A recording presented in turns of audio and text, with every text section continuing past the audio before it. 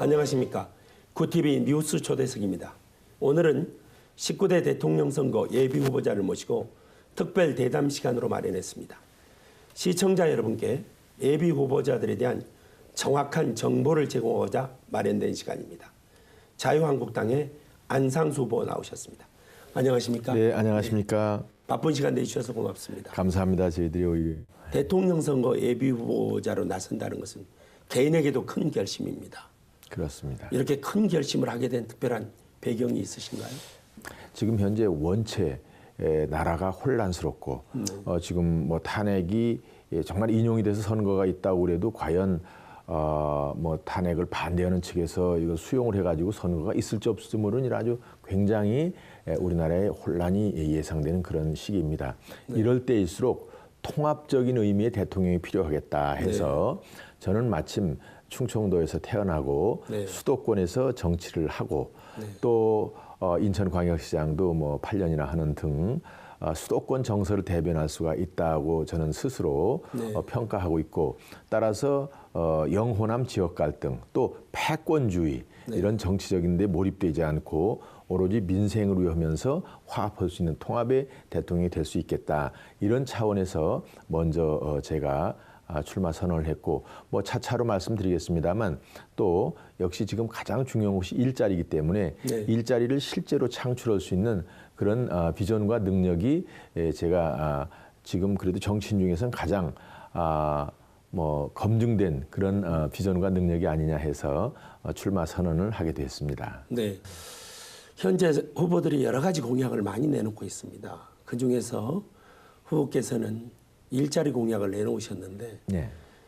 우리나라 청년 실업률이 공식 통계가 12%입니다. 100만 청년이 네.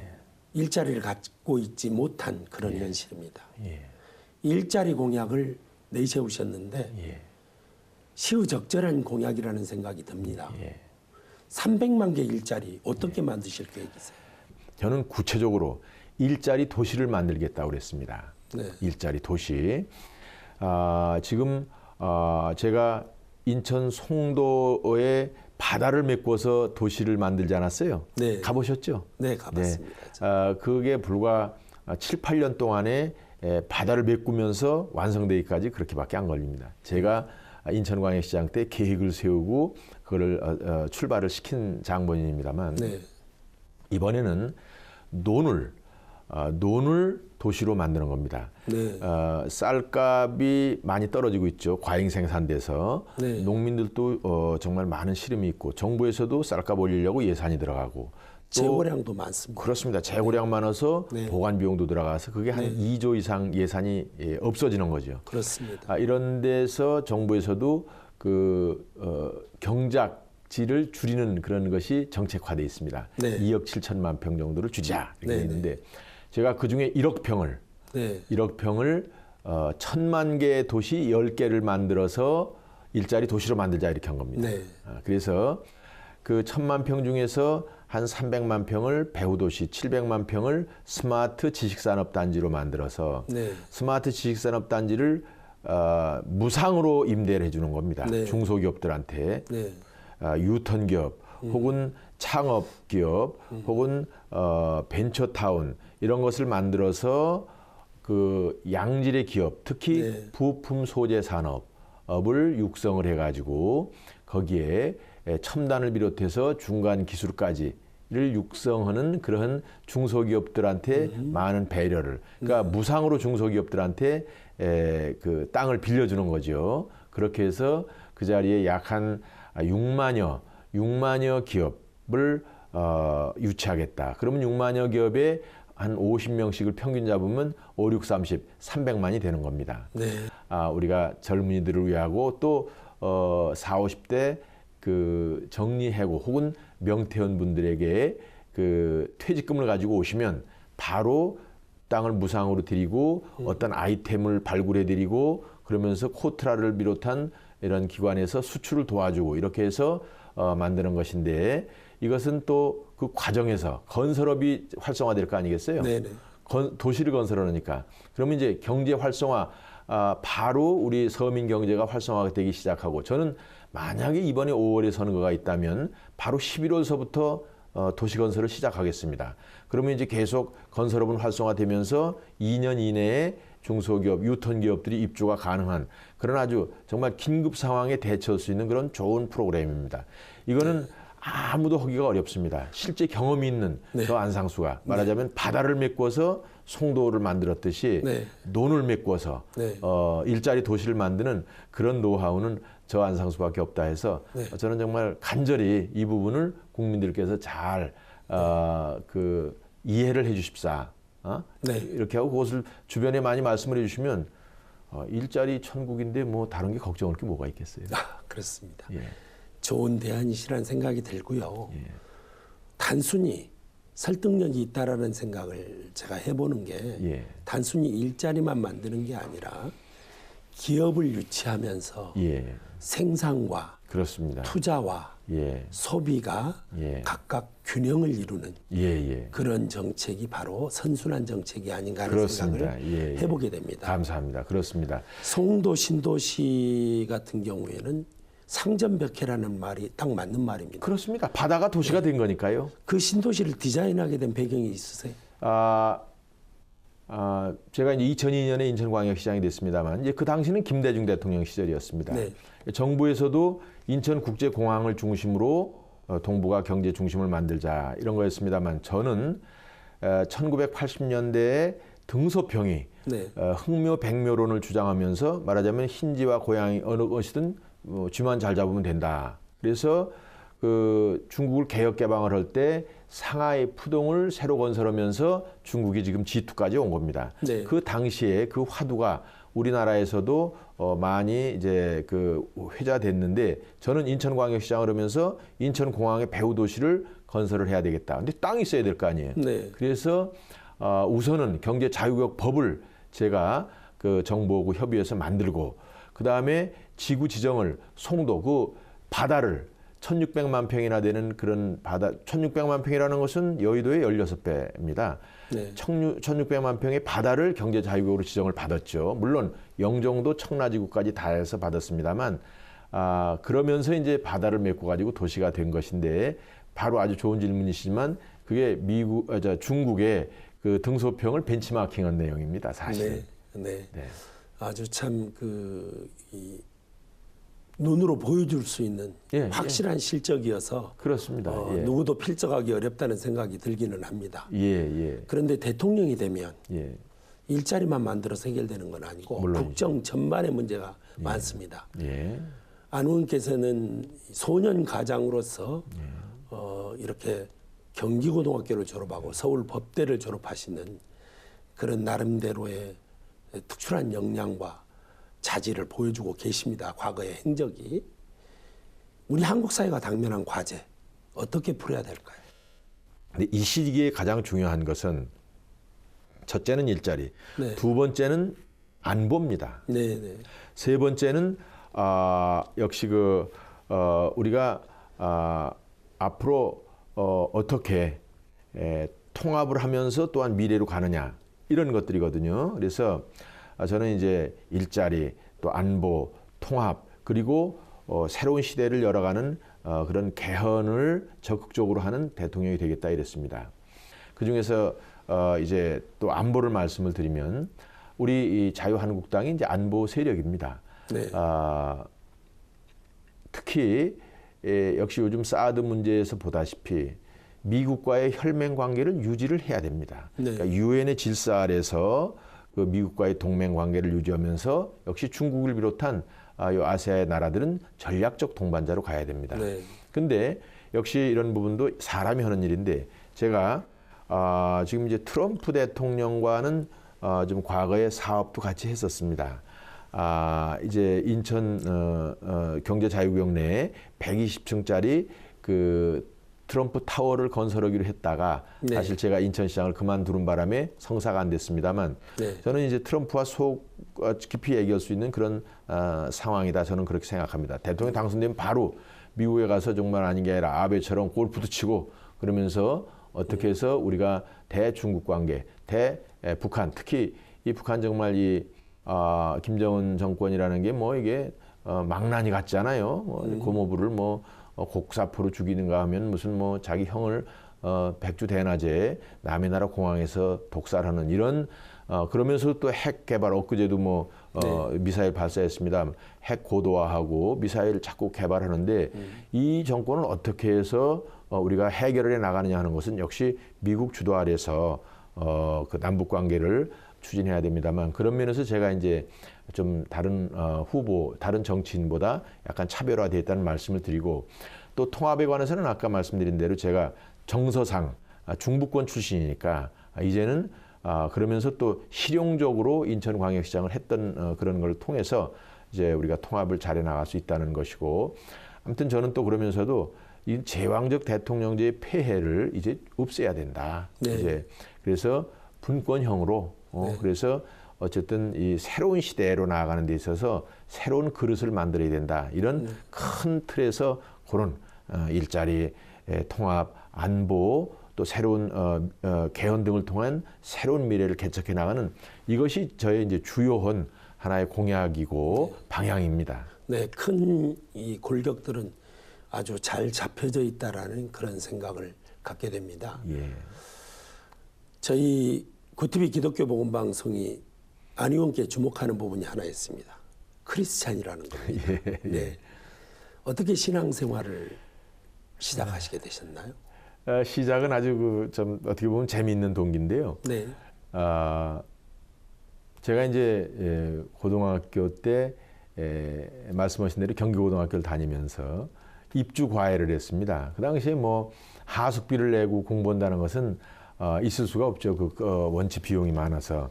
근데 이제 경기고등학교 출신들은 그 아이들 그 학부모들이 굉장히 선호하는 네. 그런 상황이었습니다.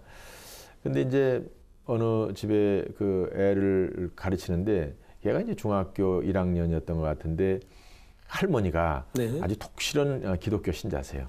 여기 남대문 교회 과거에 네. 이제 배명준 목사님이 담임이었었는데 이름도 지금 아주 선명히 기억납니다. 그게 벌써 한 50년, 40년 넘었는데 네. 근데 그분이 아이를 가르치는 것도 좋지만 교회 예배를 안 나가면 주급을 안 주셨어요. 네. 그래서 저는 예배는 물론 참석을 하지만 또 이제 매주 나가다 보니까 학생이고 그러니까 찬양대, 성가대도 가입이 돼서 이제 하고 그랬죠. 그래서 한 1년 가차이를 뭐 매일 다니는 거예요. 그래야 주급을 잘 주시니까. 네, 네. 그런 데서 출발을 했는데 그 이후에 제가 또 원체 어렵다 보니까 하나님 찾는 걸 오히려 거꾸로 잊어버렸어요. 네. 그러고 생활이 뭐 복잡하고 그랬습니다만 마침 이제 정치를 시작하면서 이제 1996년 초입니다만 우리 그 계양구라는데 계산중앙교회 우리 그 최세용 감독님이 시무하시던 그런 교회인데 네. 이제 거기를 섬기기 시작해서 지금은 뭐 22년간인데 그야말로 인천에 삼천교회가 있는데 제가 인천광역시장 때 교회 행사를 많이 가고 각 교회마다 예배를 보고 그래서 뭐 거의 300개 교회쯤은 제가 그 방문하지 않았을까 싶은데 지금 현재는 우리 자유한국당의 기독인회 회장으로 네. 또 위촉받아서 우리 그렇게 하나님을 하나님 은혜를 받고자 많은 노력을 네. 하고 있습니다. 어느 때보다 사실은 갈등이 심화된 나라의 사정입니다. 이럴 때 우리 크리스찬 정치인들한테는 각별한 미션이 있어야 될 것 같습니다. 네. 크리스찬 정치인으로서 우리 갈등의 한국 사회 어떻게 풀어가면 좋을까요?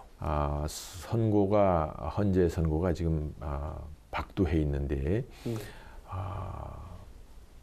인용이 되든 기각이 되든 네. 우리 국민 모두는 이제 새로운 미래를 향해서 가야 됩니다. 탄핵 찬성하는 분이나 반대하는 분이나 다 우리 국민들입니다. 맞습니다. 우리 함께 네. 걱정을 하면서 미래를 설계해 나가야 됩니다. 그래서 특히 우리 기독교에서는 하나님의 사랑의 마음으로 다 끌어안는 그러한 리더십으로 우리 그 기독 정치인을 통해서 역사하시리라 믿고요. 네.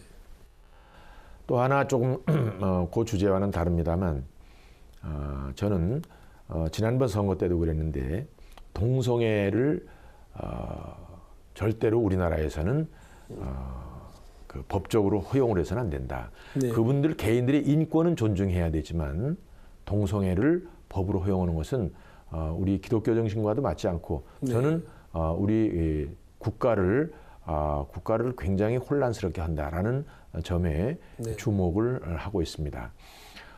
역시 그런 점에 있어서는 우리 기독교 정신이 우리 국민들한테도 전파가 돼서 그러한 일이 우리 법으로도 허용이 안 되고 사회적으로도 허용이 안 되는 그런 것이 돼야 되겠다. 뭐 다시 반복해서 말씀드린다면 그분들의 인권은 물론 존중을 해야 됩니다. 네, 맞습니다. 반면에 이게 거꾸로 되어 있는 게 그거를 찬양하는 것은 괜찮고 반대하는 목사님들을 처벌한다는 건 더 있을 수가 없는 겁니다. 이건 아주 부분적인 말씀이긴 합니다만 네. 저는 아주 그 부분은 열심히 네. 함께 해나갈 것입니다. 크리스찬 정치인으로서 우리 사회를 올곧은 방향으로 나가게 하는 네. 그런 참 좋은 생각이라는 게 들고요. 예.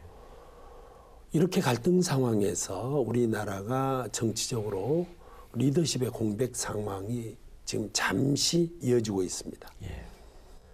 영원한 우방이 없다라는 생각이 들 정도로 나라 사정이 어려운 때에 중국은 사드 문제를 경제와 연결시켜서 우리나라를 압박하고 있고 또 일본은 이런 때를 이용해서 독도의 영유권을 정부 차원에서 주장하는 그런 모습까지 보이고 있어서 사실 국민들의 마음이 영 불편합니다.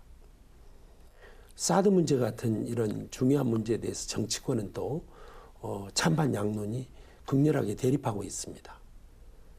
안 의원께서는 사드 배치 문제 어떻게 풀고 계십니까? 저는 사드 배치 문제에 관해서는 네. 이슈가 처음 나올 때부터 네. 사드 배치는 우리 국민들 전부가 지지를 해야 된다 이렇게 선언을 했습니다. 국회에서 또 5분 발언을 통해서 네. 성주가 됐건 어디가 됐건 결정은 국방부에서 전략적이고 전문적으로 하되 그 지역에 대해서 우리 국민 모두 필요한 일 있으면 같이 고통을 네. 같이 겪어가면서라도 이건 해야 된다 이렇게 주장을 했고 뭐 심지어는 뭐 성주다 그러면 성주 참외 다 같이 사 먹자 문제가 된다면 그게 아무 전자파의 문제도 없다는 것을 이렇게 하자라는 주장도 했습니다만 사드는 방어 무기라는 거 아닙니까? 네, 방어 그렇습니다. 무기. 중국이 이것을 정치적으로 이용을 하고 있다 저는 그렇게 봅니다. 네. 우리가 북한이 핵을 개발하고 저렇게 운반 수단 미사일을 적극적으로 개발하지 않으면 우리가 사드가 필요가 없습니다. 맞습니다. 네. 근데 개발하는 사람은 놔두고 막겠다는 사람을 저렇게 뭐 정치 경제적으로 압박하는 것은 중국이 우리의 진정한 친구가 아니라는 것을 반증하는 것입니다. 천상 네. 미국의 세계 안보 체제 속에서 우리가 체제 속에서 중국과는 아까 얘기한 대로 전략 관계를 가져야 되는데 네. 역시 중국도 대국답게 정경이 분리가 되고 네. 이게 중국을 공격하는 게 아니잖아요. 문제는. 맞습니다. 그거는 뭐 네. 중국을 공격하는 것이 아닌지를 정말 다 같이 와서 검증을 해가지고 그게 아니면 네. 이건 이것대로 우리 안보를 인정을 해주고 그러면서 어떤 한계를 두고 서로 국방은 국방들이 말하자면 협의도 하고 서로 따질 것 있으면 따지고 그러지 이거를 그냥 뭐 정말 창피스럽게 말이죠. 어디 뭐 비자나 가지고 장난질 치고 무슨 물건을 안 사고 또 뭐 여행 오는 사람들을 막고 이러는 거는 중국이 정말 대국답지 못한 거죠. 네. 저는 고슴도치 작전이라고 합니다. 우리가 똘똘 뭉쳐서 군사 문제를 그렇게 대응을 하다 보면 경제 문제는 시간을 두고 해결이 될 것이다. 네. 일본도 마찬가지입니다. 일본도 우리가 참 그 역사적으로 일본과의 어떤 그 여러 가지 애증 관계가 많잖아요. 근데 네. 일본도 어떻게 우리가 떼어낼 수는 없는 겁니다. 네. 거기 여러 가지 경제적으로도 연결이 돼 있고 이제 역사적으로나 현실적으로 그렇기 때문에 지난 일에 대해서는 일본이 엄중하게 반성을 하고 네. 그러면서 이제 앞으로는 계속 협력을 해 나가자는 취지가 좋은데 독도 문제는 자꾸 문제를 안 생기게 하는 게 좋다는 거죠. 그렇습니다. 그런데 우리나라도 하여간 독도는 우리 땅이다 하는 것을 우리 국민들한테는 분명히 하고 네. 또 세계적으로도 알릴 방법이 있으면 다 같이 알리되 네. 이걸 가지고 계속 분쟁을 하는 것은 실익이 없다. 네. 그런 생각을 갖게 됩니다. 뭐 일본의 입장에서는 독도의 어떤 전략적 가치라든가 이런 것 때문에 꾸준히 문제 제기를 할 수 있겠죠. 자국의 이익 차원에서 하는 일이기 때문에 우리가 그 사람들의 그런 전략적 도전에 말려들지 않는 것이 중요하다는 생각이 들고요. 그렇습니다. 내국용일 수도 있어요. 예, 사실 이 모든 문제들이 우리가 분단 상황에 있기 때문에 비용도 많이 들고 사실 분단 상황이 아니라면 북한이 핵을 개발할 필요도 없었겠죠. 그렇습니다. 또 우리도 사드를 들여와야 될 필요도 없어지겠죠. 통일에 대한 비전 좀 있으시면 말씀해 주세요. 저는 이제 그 우파 정치인으로서 네. 평양을 공식적으로 2번 방문한 유일한 사람입니다. 네. 그게 북한 사람들의 평가입니다. 네. 제가 이제 2007년 5월 30날 북한에서 그 비행기를 보내와 가지고 순안공항까지 갔던 네. 북한에 이제 고려민항이라고 있습니다. 네. 그 당시 이제 김정일 위원장이 보냈다고 봐야죠. 갔다 왔고 또 2007년 11월에 평양을 방문하고 그랬었습니다.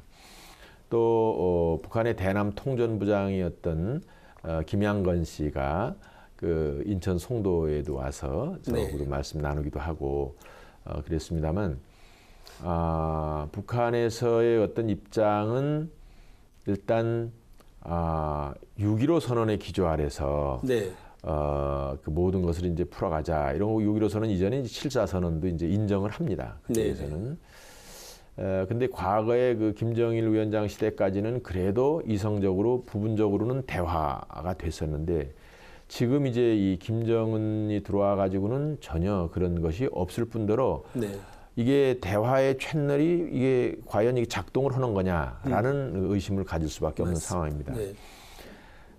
제가 과거에 가지고 있던 생각은 일단 그래도 통일 문제는 우리가 남북 간에 그야말로 같은 민족이니까 그 할 수 있다면 할 수 있는 협조 관계를 유지를 하면서 어떤 대안을 마련해 가지고 그걸 미국과 중국이나 이런 4대 강국한테 설득을 시키는 것이 좋겠다. 이런 생각을 가지고 있었습니다. 네. 뭐 솔직히 얘기해서 미국이나 중국이 우리의 통일을 원하지는 않을 거거든요. 일본이나 소련이 우리의 통일을 원하지는 않습니다. 그러나 저게 너무 김정은 같이 이렇게 불가측성인 그런 집단하고 어떻게 해야 될지는 아직 저는 정리가 좀 덜 됐습니다. 네. 그러나 통일은 우리의 정말 통일 대박이라고도 얘기했다시피 우리 민족이 가야 될 길이죠. 뭐 통일이 아주 멀 수도 있지만 또 어느 날 갑자기 찾아올 수 있는 거기 때문에 또 그건 독일이 하나의 좋은 예죠. 뭐 독일 총리조차도 제 기억에 통일되기 한 1개월 전에 우리나라의 콜 총리인가요? 왔었는데 그 당시에 통일이 언제 되느냐 그랬더니 그걸 누가 아느냐 언제 될지 이랬는데 가서 1개월 이내에 된 겁니다. 그러니까 독일의 최고 지도자도 예측하지 못하는 그런 건데 우리도 사실 어떻게 보면 예측하기가 어려울 수 있습니다. 갑자기 올 수 있는데 그런 거에 대한 대비가 우선 먼저다. 이렇게 맞습니다. 생각을 하고요. 거기 뭐 세부적인 내용이 있습니다만 그런 건 다음 기회에 그러시죠. 한번 말씀을 드리도록 하겠습니다. 통일 문제는 갑자기 또 어느 날 찾아온다고 하더라도 우리가 준비가 되어 있지 않으면 그렇습니다. 자칫하면 재앙이 될 소지도 없지 않아 있습니다. 북한과 끊임없이 대화해서 긴장 국면을 해소해 나가면서 경제적인 어떤 공동체를 만들어내는 것 그것부터 우선 풀어가 보겠다라는 생각으로 읽혀집니다. 우리나라가 지금 처해 있는 상황보다 조금이라도 나아지는 것이 되려면 사실 국제관계가 중요하죠. 제가 그 트럼프 대통령 인수위원회에 미국을 날아갔습니다. 워싱턴에. 그래서 인수위원회 부위원장들하고 대화를 했습니다. 우리 한국을 불편하게 하면 지금 중국과 미국이 굉장히 긴장 관계로 되어 있는데 중국을 다루는 데 있어서 한국이 어느 편의 어느 입장을 가지고 하느냐가 굉장히 중요하다. 근데 FTA 뭐 군비 부담 이게 뭐 별 큰 돈도 아닌데 그거 가지고 우리를 불편하게 하면 이 중국과의 거대한 그 협상이나 그쪽과의 전략에 차질이 있을 것이다. 네. 따라서 한국에 대해서는 별로 그렇게 불편하지 않는 게 좋겠다라고 얘기를 했더니 그 위원장을 비롯해서 그 후에 한국을 방문했던 매나포트라는 트럼프의 선대위원장도 제 말에 동의를 했어요. 내가 매나포트가 여기 서울에 왔을 때 신라 호텔에서 만났습니다만 네. 제가 대통령 출마한다는 얘기도 일단 했습니다. 그 네. 트럼프한테 전해라 네. 이런 얘기를 하고 그랬습니다만 네. 결과가 그렇게 되면 아마 재미있을 겁니다. 좋아할 거고. 네. 오늘은 우리 그 예비 후보시죠. 예. 모시고 총론적인 얘기를 좀 들어봤습니다. 예. 다음 기회에 구체적으로 강론을 좀 들어가서 얘기를 듣기로 하고 오늘은 여기서 마쳐야 되겠습니다. 예. 긴 시간 내주셔서 고맙습니다. 감사합니다. 네, 자유한국당 안상수 후보의 각오와 비전을 들어봤습니다. 대통령 탄핵이라는 불행한 사건 속에서도 19대 대선 레이스는 가열돼 가고 있습니다. 이번 탄핵 국면에서 확인된 것은 후보자에 대한 검증의 중요성입니다. 이번만은 철저한 능력과 자질 검증을 통해서 대통령이 탄생했으면 하는 바람입니다. 시청자 여러분의 선택에 도움이 되셨으면 합니다. 구TV 뉴스 초대석 여기서 마치겠습니다. 시청해 주신 여러분 고맙습니다.